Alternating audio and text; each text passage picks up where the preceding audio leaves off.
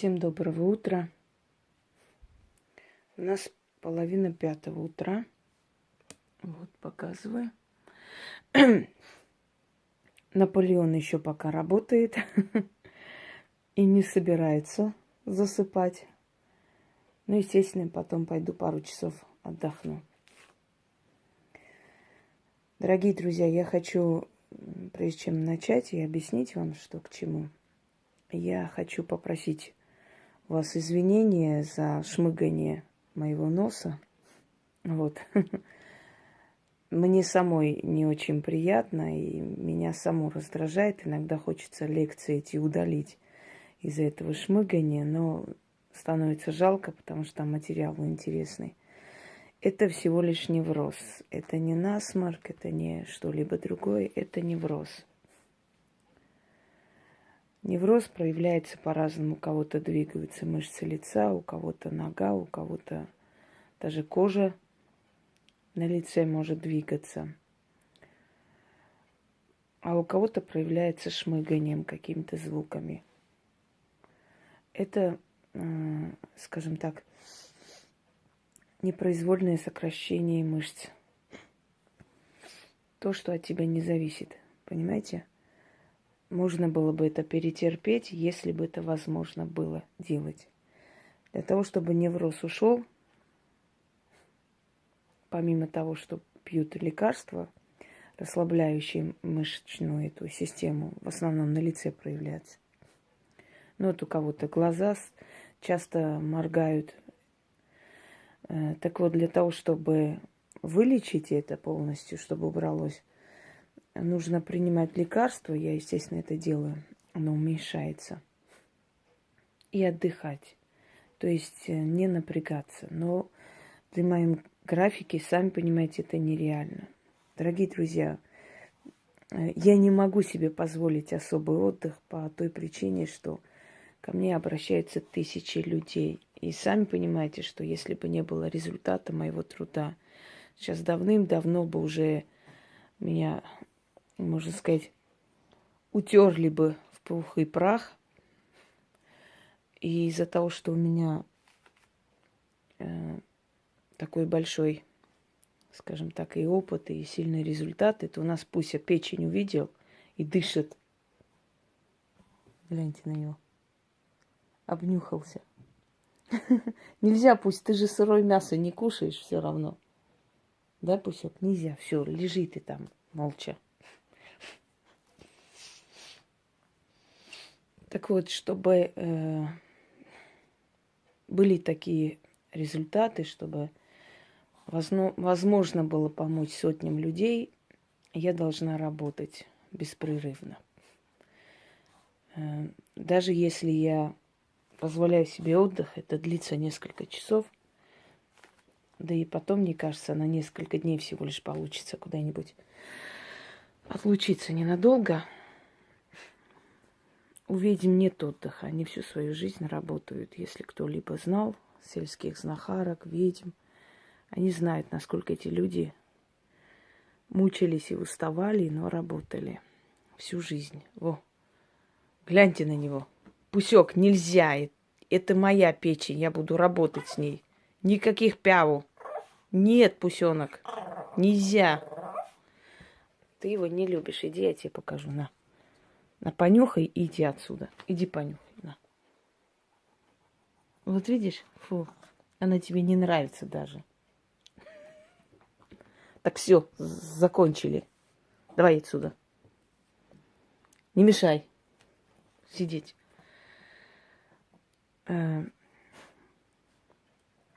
Естественно, лечить столько людей, и, естественно, брать и фильтровать через себя столько болезней, сами понимаете, что постоянно обновлять себя, ну, естественно, я себе тоже делаю, что-то начитываю, очищаю, убираю, вот это все надо убрать, иначе она заполняется. Но в любом случае, поэтому уж не обессудьте такие вот мои, скажем так, личные, да, проблемы со здоровьем, мелкие, большие. Не забывайте, что у меня была очень серьезная операция и задето очень много лицевых нервов, которые что-то восстановилось, что-то еще нет. Потому уж перетерпите как-нибудь. И не думайте, что я это не замечаю, мне самой это неприятно, но я понимаю, что с этим ничего не поделаешь. Либо я буду месяцами не снимать ничего, либо мне придется эти моменты обострения невроза снимать и попросить прощения за то, что так неприятно это звучит, это шмыганье. Ну вот есть такая беда. Раньше двигалась в основном глаза, и как-то это было незаметно. А сейчас перешло в другое место. Ладно, забудем. Видите, меньше становится. Что-нибудь начитаю, становится меньше. Потом опять. Сапожник без сапог, как всегда. Дорогие друзья, этот ритуал, он очень хороший, очень эффективный, если вы правильно сделаете. Здесь соединены восточные традиции и западные традиции. На Востоке, может быть, когда-нибудь, скажем, в песнях, да, восточных народов, на восточных языках вы слышали слово «джикяр», что означает вообще-то в переводе «печень». Вот если так дословно сказать, печень моя, да, человеку, это смешно звучит. Но, однако, не стоит все дословно переводить и дословно понимать. Если здесь это слово, скажем, такое обращение будет звучать смешно, на Востоке это звучит вполне нормально. Джикяр означает как душенька моя, любимый человек, да, дорогой мой человек. Считалось, что печень – это пристанище души. Вообще есть восточное выражение «печень вырву». И вообще вот это слово «ты у меня в печенках сидишь», извиняюсь, это тоже восточное выражение. Над душой сидишь, то есть ты мне мешаешь жить. Печень вместилище, пристанище души. Согласно восточной теории, да, теологии, богословству. И, в общем, согласно восточной, не мифологии, философии, восточной магии, печень – это вместилище души. Именно поэтому через печень потом западные колдуны, западные чародеи научились снимать определенные болезни. Это все пришло после похода крестоносцев, когда они принесли с собой не только богатство Востока, но и традиции, обычаи, карты Таро, рассказы, магические рецепты и так далее. Считается, что вся грязь, гадость в жизни человека, вся зависть, ненависть со всех сторон у человека накапливается в его печени. И со временем начинает давить на душу и приводит к, скажем так, жизненным неурядицам, к неудобствам, к неудачам и прочее, к болезням, к проблемам. Что время от времени надо очищать печень. То есть печень фильтрует не только грязь организма, печень фильтрует еще и духовную грязь организма, жизни, судьбы. Почему я сравниваю ведьм с врачами? Потому что врачи лечат тело, а ведьма лечит душу, ментальное тело, судьбу, понимаете? Можно сказать, что ведьмы такие же врачеватели душ, если они, конечно, ведьмы, а не гадалки всяких мастей. Так вот, эти врачеватели душ знают, где собирается вот эта ментальная, астральная грязь. То есть, где собирается та грязь, которая мешает человеку жить и получать то, что ему нужно. Если человек стал неудачником, если у человека накопились эти бедствия, сколько бы он ни старался, все его работы будут просто разваливаться. То есть человек открыл магазин, тут же рядом супермаркет построили, все, к нему уже не идут. Человек открыл кафе, тут же, значит, трассу эту закрыли, которая как бы обещала прибыль, потому что там все время останавливались люди. И эту трассу запретили, закрыли, значит, там будут строить что-то другое, бассейн, например, да, и трассу повели по другой дороге. То есть этот человек и сам приносит несчастье, и сам несчастье. И если у человека вот эти все несчастья, то есть если у него засоряется печень, согласно восточной культуре, то что бы этот человек ни делал, он несчастен, у него все время будут неудачи. Вот как почистить это все? И по традиции Востока я сейчас, скажем так, вам покажу ритуал и подарю ритуал, который я составила согласно поверьям и традициям Востока, и в то же самое время согласно некоторым методам западного колдовства, западной магии. Изгнание неудач от себя на печень животного, а в данном случае птицы. Здесь лучше всего подходит птица, но желательно не курица. Вот гусь, индюк – это печень индюка. Я просто как сняла, как бы так и перевернула, он в таком полузамороженном состоянии, но мягок. Что для этого нужно делать? Для этого нужно взять соль, поскольку соль считался и считается священным кристаллом, кристаллом, который вытягивает все плохое на себя. Не зря же солят, например, мясо для того, чтобы он вытянул всю гадость с мяса, а потом эту соль снимают, да, и мясо берут и варят, да и продукты и так далее. Он не только консервирует, он и сохраняет, он и останавливает процессы разложения и так далее. Соль, 4 свечи, естественно, подсвечники. Мы банки и склянки тут не используем, как некоторые. У нас, в отличие от гадалок, есть уважение к силам. И, значит, алкогольный напиток, можно водку, можно даже спирт. Потому что потом нужно будет это все некоторое время зажигать. Ну, слегка, не обязательно прям, чтобы сварилось. Сидеть пусть молча. Значит, вам нужно эти 4 свечи взять и положить под подушку. Вот ночью, перед тем, как лечь спать, положите под подушку. Желательно под подушку. Ну, можно и под матрас, если там особо много народу у вас увидит. Но под подушку ложите это все. Соль в какой-нибудь мешочек или можно какой-нибудь в материю, там, во что угодно, чтобы удобно было.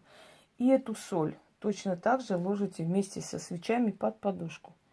Прежде чем сделать такой ритуал, значит, вам нужно на одну ночь оставить под подушку соль и свечи, чтобы они вытянули за ночь все, что у вас есть, потому что с тела они будут забирать этот весь негатив, а потом сжечь.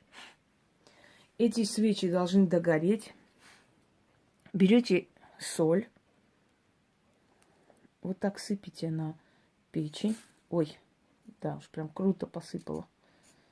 Ну, пускай, неважно. Главное, чтобы она была просто какая-то часть на печени. Далее. То есть вы, по сути, какую-то часть гадости, которая у вас есть, уже сняли, уже посыпали туда. Зажигайте свечи. Читайте 6 раз. Я прочитаю 1 раз. И в конце, значит, читайте 3 раза, пока будет вот сверху это гореть. Вы снова можете подлить, снова зажечь и читать 3 раза. Остальную часть, вторую часть заговора. Значит, сядьте, спокойно расслабьтесь и начинайте читать. Вас будет немножко крутить, вертеть. Могут руки затрястись, может немножко такое, знаете, помутнение быть. Не переживайте. Сядьте, отдохните, снова читайте. Эти свечи все равно будут гореть, и они должны вообще догореть. Итак.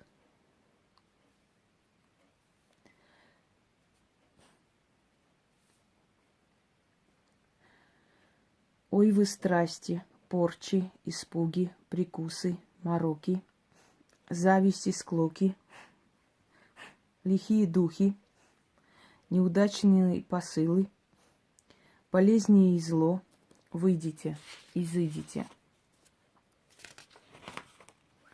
С моей печени на птичью печень идите.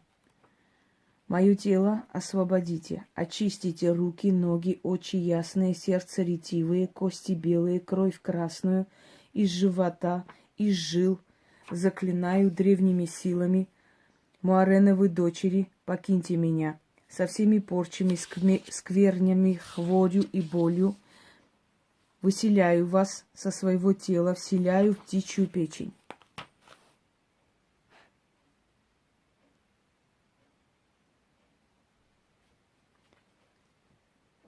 Как ночь от солнца убегает, так порча тела покидает.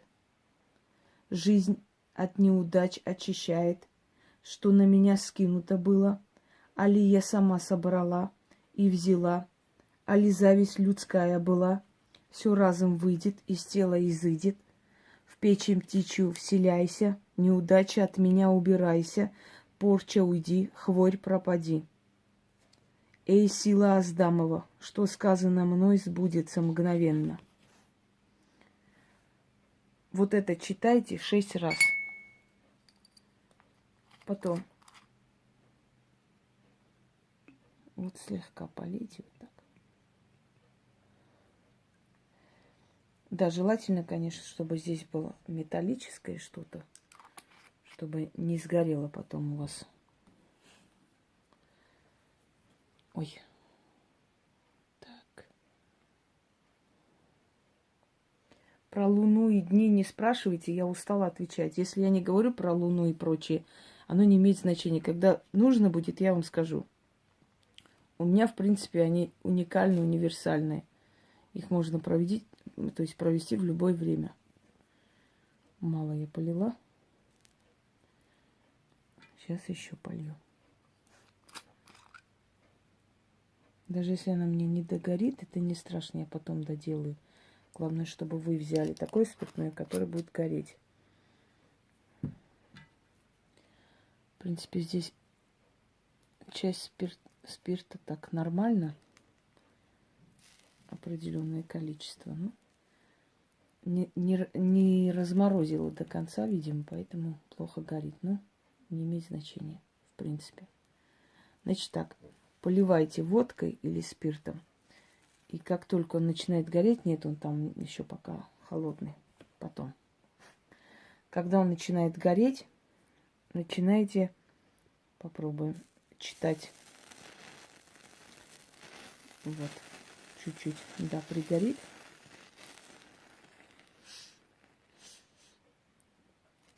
Все на сей печень свожу. Порча там жить отныне. Сжигаю печень. В ней порчу маяту, черную беду, корчу ломоту. Дело древнее, дело дневное, дело ночное, дело порченное, али наведенное. Бери на себя, освободи меня от зла, от невезения, от мучения. Ключ в руке, замок в сундуке, заклято. Словом сказано, делом сбудется. Истинно так. Вот так зажигайте и читайте 3 раза. Потом оставляйте эти свечи догореть полностью. Когда свечи догорели, это все берете, значит, переворачиваете в черную материю желательно или в старую свою вещь какую-нибудь, вот старую майку там, которую вы не будете носить. Это как старую жизнь скинуть себя вместе со всеми этими неудачами. Связываете и относите, либо закапываете под деревом в лесу, оставляете водку, открывать чуть-чуть нужно плеснуть на землю, оставить 6 монет и говорите: все, что с меня скинуто, бесам корм оставляю, а себя от неудач освобождаю. Да будет так. И уходите. Либо то же самое кинуть в озеро, в стоящую воду. Вот как вам удобно, так и можете делать. И то вас освободит. Очень может быть, что у вас, ну вот, по крайней мере, люди, которые делали, кому я давала это, они мне говорили, что у них стало, как бы, скажем, даже болезни начали отступать. стало легче, помолодели. Вообще люди молодеют, вот особенно после чисток очень сильно молодеют. Когда я берусь, тем более. Жаль, что я не могу показать лица, как они до чистки и после чистки. Это два разных человека. Приходят измученные, замученные, и потом смотришь, скинул человек лет 15, а то и больше. Наверху женщина, внизу девушка, понимаете? Так вот, дорогие друзья, вот эти два варианта подходят для того, чтобы, да, если кинуть в озеро, точно так же водку, значит, плеснуть туда полностью и бутылку туда же кинуть вместе. Таким образом. И через некоторое время вы заметите, что вот эти неудачные моменты из вашей жизни будут исчезать. То есть вам станет легко, вам станет спокойнее, у вас на работе начнутся какие-то сдвиги, в жизни начнутся и прочее, и прочее. Ну, смотря в какой области эти ваши неудачи. В принципе, здесь собраны и неудачи, и хворь, и усталость, и апатия, и все, что мешает человеку двигаться вперед, оно все собрано, скинуто на печень птицы.